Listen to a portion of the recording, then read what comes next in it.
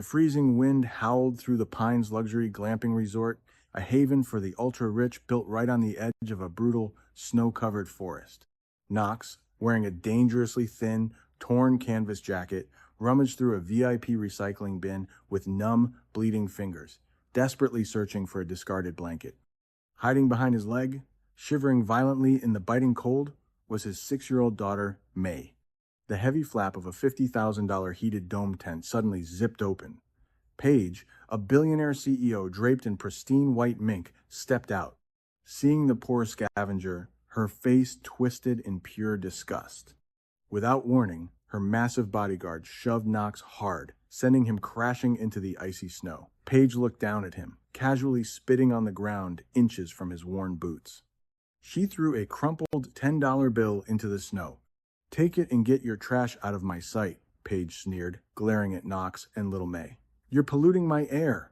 Knox swallowed his burning pride, closed his bleeding hand around the bill, and slowly stood up for his daughter.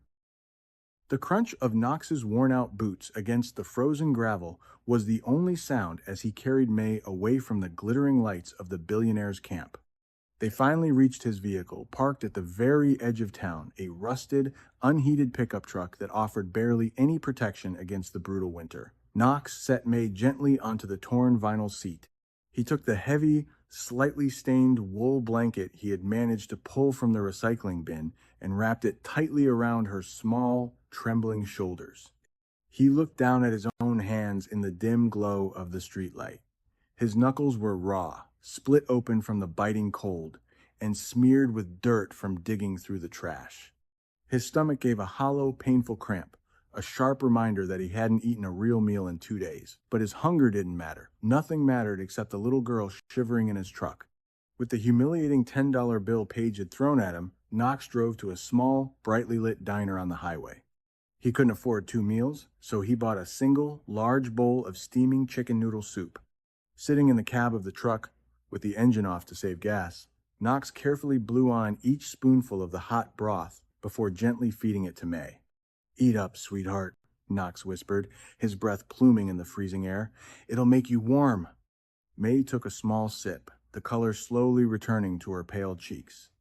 "Aren't you hungry, Daddy?" she asked, her big eyes looking up at him with innocent concern. "I already ate a huge sandwich while you were sleeping," he lied smoothly, offering her a warm, reassuring smile, despite the ache in his chest. 3 years ago, before his wife passed away, their lives had been completely different. Knox hadn't been a scavenger. He had been a man of immense, terrifying capabilities. But the world he used to inhabit was one built on violence, tactical precision, and constant danger. When his wife took her last breath, Knox made a silent vow over her hospital bed. He promised to take May far away from the shadows, to raise her in a world of absolute peace, even if it meant living in crushing poverty. He willingly traded his elite status for a life of scrubbing floors, digging through trash, and swallowing the cruel insults of arrogant billionaires like Paige. He accepted the dirt and the humiliation as a necessary shield. As long as his daughter was safe, loved, and far from the blood-soaked reality of his past, Knox would gladly let the world treat him like a ghost. Back at the Pines luxury glamping resort, the brutal reality of the wilderness was completely masked by the illusion of absolute wealth. Inside the massive, transparent central dome, crystal champagne flutes clinked under warm, ambient string lights. Paige stood at the center of the room, her signature cold smile perfectly in place as she prepared to sign a $300 million corporate merger. Her investors, wearing tailored suits and expensive watches, laughed comfortably, entirely insulated from the freezing world outside. But nature, unlike people, could not be bought or intimidated. Without warning, a catastrophic blizzard slammed into the mountain ridge. The temperature plummeted 20 degrees in a matter of minutes, and the gentle snowfall morphed into a blinding, howling whiteout. The heavy canvas walls of the domes shuddered violently against the gale. Paige turned from the mahogany table, scanning the crowded room to check on her 6-year-old son, Kip. She had ordered her nanny to keep an eye on him while he played near the edge of the heated deck. "Where is he?" Paige's voice cut sharply through the polite chatter. The nanny's face drained of color, her hands shaking uncontrollably. He was just right there, Miss Page. He saw a snow rabbit and ran toward the tree line. I only turned my back for 1 second. The expensive champagne flute slipped from Page's hand, shattering against the polished hardwood floor. Panic, raw and suffocating, seized her throat. She sprinted out of the dome and into the biting, violent storm in her thin designer dress, screaming his name. Kip! Kip! The wind swallowed her voice instantly. The dark tree line, known by the locals as Wolf's Ridge, loomed like a black wall of death just beyond the camp's glowing lights. Find him, Paige shrieked at her elite security detail. I pay you millions. Bring my son back. 6 massive bodyguards, men built to intimidate paparazzi and corporate rivals, plunged into the freezing forest. But heavy muscle and tailored tactical suits were entirely useless against the wrath of the mountain. Barely 15 minutes later, they stumbled back out, shivering violently, their faces pale and completely disoriented. We can't see past our own hands, ma'am. The head of security gasped, his teeth chattering. The snow is erasing all tracks instantly. If we go any deeper, we'll die out there. By the time the local sheriff arrived, the sun had completely vanished, plunging the mountain into a terrifying pitch-black freeze.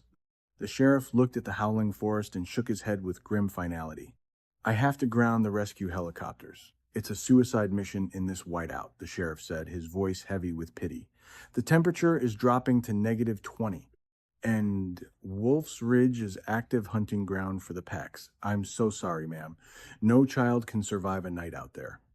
The words struck Paige like a physical blow. Her legs gave out. The billionaire CEO, a woman who commanded empires and crushed rivals with a single word, collapsed into the freezing snow.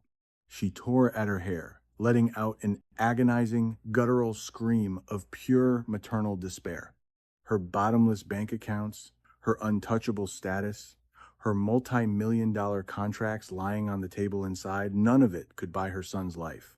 In the face of the unforgiving wild, she was utterly, completely powerless. Down at the brightly lit diner, the wail of emergency sirens pierced the howling wind. A local deputy burst through the double doors, his uniform covered in snow, shouting for any able-bodied volunteers. He explained that the billionaire's son was lost deep inside Wolf's Ridge. The entire diner went dead silent. Everyone in the town knew Wolf's Ridge. It wasn't just freezing. It was an active hunting ground for predators. Knox slowly set down his spoon. He looked at May, who was watching him with wide, understanding eyes.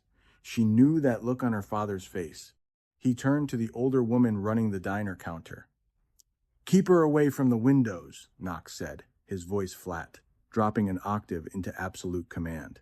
He knelt, kissing May's forehead. I'll be right back, sweetheart.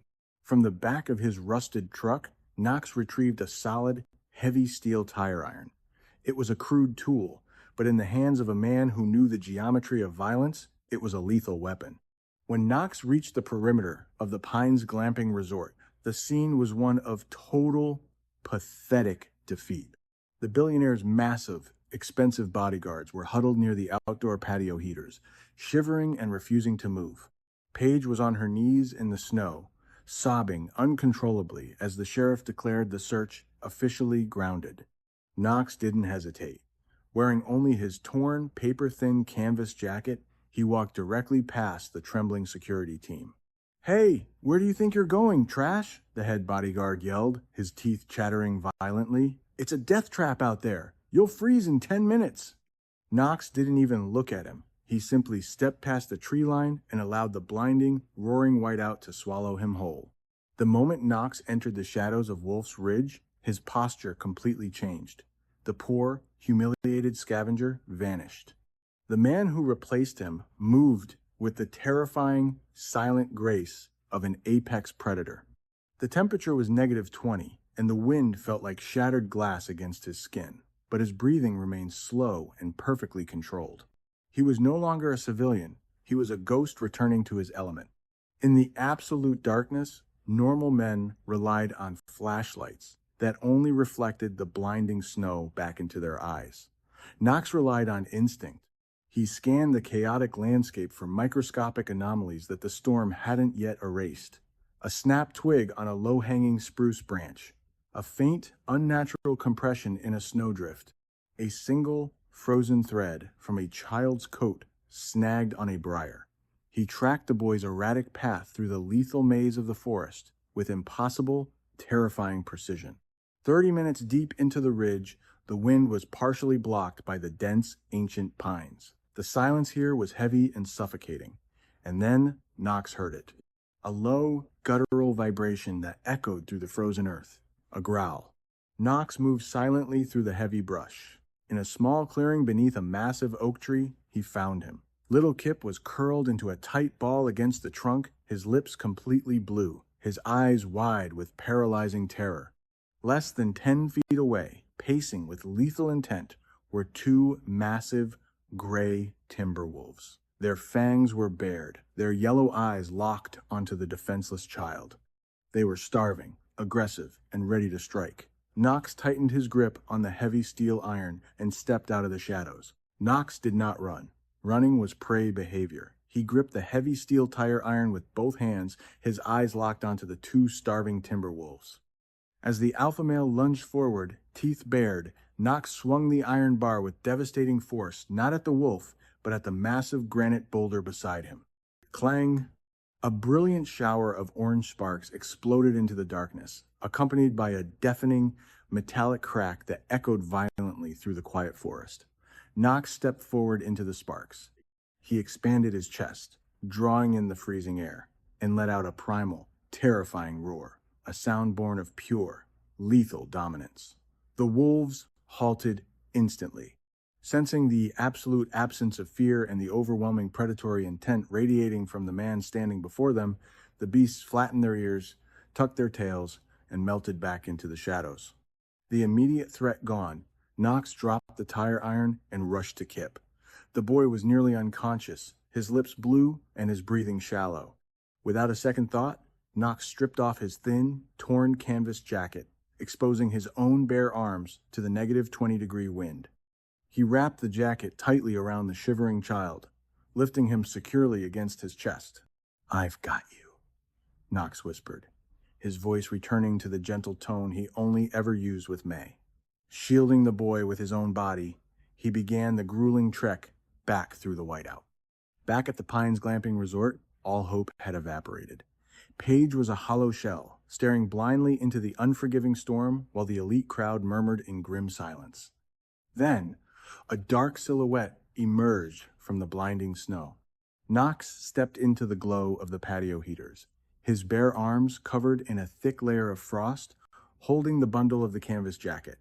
Paige let out a raw, agonizing scream of disbelief. She sprinted across the snow and collapsed to her knees, pulling Kip from Knox's arms and sobbing uncontrollably into her son's freezing hair. The crowd of billionaires and useless bodyguards stared in stunned, breathless silence. As Knox silently turned to leave, the local sheriff, who had just managed to break through the snowdrifts in a heavy-tracked vehicle, stepped into the light. The sheriff froze, staring hard at the scarred, frost-covered man in the worn-out boots. "Captain Knox?" the sheriff breathed, his voice carrying clearly over the howling wind. "My God, is that you? The survival expert? The legendary Delta Force sniper? You vanished off the grid 3 years ago." The words hit the wealthy crowd like a shockwave. The filthy scavenger they had looked at with absolute disgust, the man they had treated like a diseased animal, was a decorated military legend. Paige slowly looked up from her crying son, her eyes locked onto Knox's face, and then dropped to his boots. The horrific realization washed over her like a bucket of ice water. This was the exact man she had spat on. Her gaze snapped to her massive bodyguard. She stood up, her hand flying across his face with a resounding crack. "You pushed him!" she screamed, her voice breaking with fury and shame. "You're fired! Get out of my sight!" Then, the untouchable billionaire CEO turned back to Knox. In front of the city's elite, she dropped to her knees in the freezing snow, right on the exact spot where she had thrown the crumpled $10 bill earlier that morning. Tears froze on her cheeks. "I am so sorry," Paige begged, her voice ragged with desperate shame. "Please, forgive me. I will give you anything. Millions of dollars. Whatever you want." Knox looked down at her. His expression was completely devoid of anger, but colder than the winter storm itself. "Keep your money, Paige," he said, his voice cutting through the wind with quiet, lethal precision. "Money won't keep you warm in the dark." Without another word, the legendary soldier turned his back on the kneeling billionaire and walked away into the night, heading back to the diner to find the only treasure that truly mattered to him, his daughter. The image of a powerful billionaire falling to her knees in the freezing snow, begging for forgiveness from the exact man she had spat on just hours earlier, is a haunting reminder of how quickly life can humble the arrogant. We live in a society that constantly judges people by the price tag on their clothes, the cars they drive, or the jobs they do to survive. Paige looked at Knox and saw only a scavenger in a torn jacket, completely blind to the legendary hero and devoted father standing right in front of her. But when the ultimate test of survival arrived, all of her billions, her elite status, and her expensive bodyguards were reduced to absolutely nothing. In the dark, freezing woods, the only thing that mattered was the courage, the immense skill, and the pure compassion of a poor single dad. Karma always has a perfect, undeniable way of teaching us that a frayed coat can hide the greatest of hearts, and that ruthless pride will inevitably lead to a devastating fall. While this cinematic tale is a work of fiction, the quiet strength, boundless love, and daily sacrifices of single fathers everywhere are absolutely real. If you believe that fathers who sacrifice everything to protect their children are the true superheroes of this world, type the word hero in the comments below. Or even better, share your most unforgettable and proudest memory of your own dad with us. Please don't forget to like, share, and subscribe to our channel so we can keep bringing you more emotional stories. Until next time, always remember to be kind.